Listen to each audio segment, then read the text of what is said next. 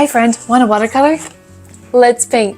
Today we're painting this soft grassy landscape using watercolor in just a few really simple brush strokes. And if you're a beginner like me, this is a really fun painting because it doesn't require perfect lines or complicated techniques. In fact, the grass actually looks better when it's a little messy and natural. So score for us. In this video, I'll show you how to paint a soft watercolor sky, create layered grassy textures, and use simple upward brush strokes to make a peaceful landscape. This is a really relaxing painting and it's a great one to practice watercolor control. Before we jump in, here are a few supplies you'll need. All the supplies cost me under $25 for everything, which is awesome because I am a beginner with a new hobby and a budget. So you'll need watercolor paints of your choice, a paintbrush, and watercolor paper, and a few household items like masking tape, a cup or two of water, and some paper towels if you have them. And if you're new here, I'm Jessie, learning watercolor on camera so you don't have to learn alone. And if you're needing a few minutes of me time today, let's take a breath, grab a paintbrush, and let's watercolor. Alright, let's make a super simple springtime grassy landscape. So I'm going to spray down my watercolors to activate them, give them a moment to get activated, and then wet my brushes down in what will be my rinse water cup. And let me clean off my palette here. I'm using some colors that I don't want them mixed or they'll turn muddy, so making sure everything is ready to go. And then I'm going to wet down my entire watercolor paper, make sure it's nice and wet. I don't want it incredibly wet like it's dripping off the page, but I also want it wet enough that it's going to stay at least damp for a few minutes. And then I'm going to be finding a sky blue color that I like for my sky. And then also I'm going to start with a cheery, like springtime green grass. I think bright, deep, bright colors. Just trying to find that perfect springtime green grass color. You can use any green, but since spring is right around the corner, I'm really feeling the springtime vibe, so that's what I'm going to be trying to do. Alright, and I'm just adding a little extra water to lighten it up a little bit, and then maybe a little bit of brown so that it's not like neon green. There we go. And maybe a little bit of a more bright green. Add that back in, and I'm liking it now. I'm liking it. I dig it. Okay.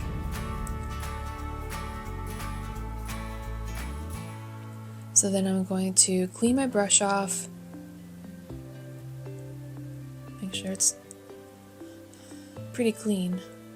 A lot of green on there. Alright, and dip it in the clean water, and then that sky blue, and I'm just going to go across that top half, and I'd like the darkest blue to be at the very top of the paper. And then the green grass down below, maybe that last inch of the paper that I'm using. And then I'm just wetting my brush down and adding water to it so it really blends. I want it to blend, blend, blend. Then I'm going to grab a paper towel, or I have a facial tissue. I was going to say Kleenex, but they're not always Kleenex. So I'm grabbing a facial tissue, adding a little bit more blue, and then we're going to be making the clouds by taking off the blue paint with that tissue. Just a couple, we don't want too many in there. Just a couple of nice fluffy clouds. Alright, and don't touch it too much with the tissue, just get in and get out. Okay, let's let that dry. Now that that's dry, I'm going to add in a little bit more of the green. So another little layer go over your green layer from before. Not too much. And then we're just going to add in little brush strokes. And not too long of brush strokes because we'll be adding in longer blades of grass in a little bit. I'm going to start with a base layer. This is going to add some thickness or volume to it. Alright, we're going to let that dry. Now that it's dry, I'm going to reactivate my colors by spraying them with the water bottle. And then I'm going to add in another color of green. So I'm going to just change the color of green a little bit. So you can add lighter, darker, brighter. I'm going with a slightly darker and brighter color and then adding in a little brown too. So it's going to be a darker shade of green that I'm adding. Now I'm just going to go back in with more brush strokes, and actually I'm going to use my smaller brush. And I'll link all of my materials and supplies in the description below. I'm going in with brush strokes again like last time, but with a smaller brush this time around. Adding a lot of brush strokes, some going up, some going veering over to the left, some veering over to the right, some longer, some shorter. So you want a lot of variation in here. This one is just so easy. It's really hard to mess this one up. I can't imagine how this would be messed up. Just simple little brush strokes. Just random brush strokes all over the place.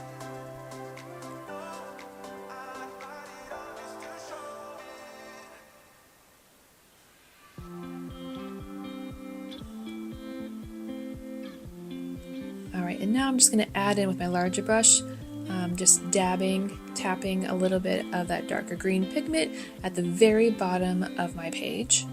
Just adding as in like a ground effect. Let that dry.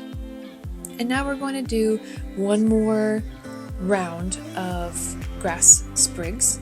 This time I'm choosing to do a more of like a yellow golden color. So I'm mixing it with my larger brush, but then I'm going to go in and actually add the color grass leaves with the smaller brush again. And they're just more of a golden color. And again, just random, veer to the left, veer to the right, go straight up and down. Like these long blades of grass are just kind of blowing in the wind willy-nilly.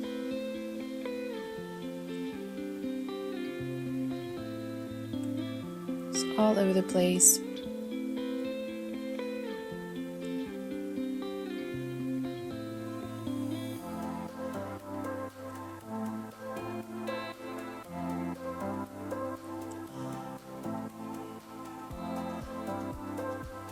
Some shorter, some lighter, longer, and let that dry.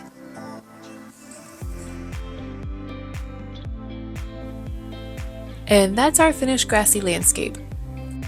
One of the things that I really like about this painting is that it shows how watercolor doesn't have to be complicated to be beautiful. Sometimes just a soft sky and a few loose brush strokes can create something really peaceful. And if your grass looks a little different than mine, that's actually perfect. Nature isn't uniform, so every version of this painting will look a little unique.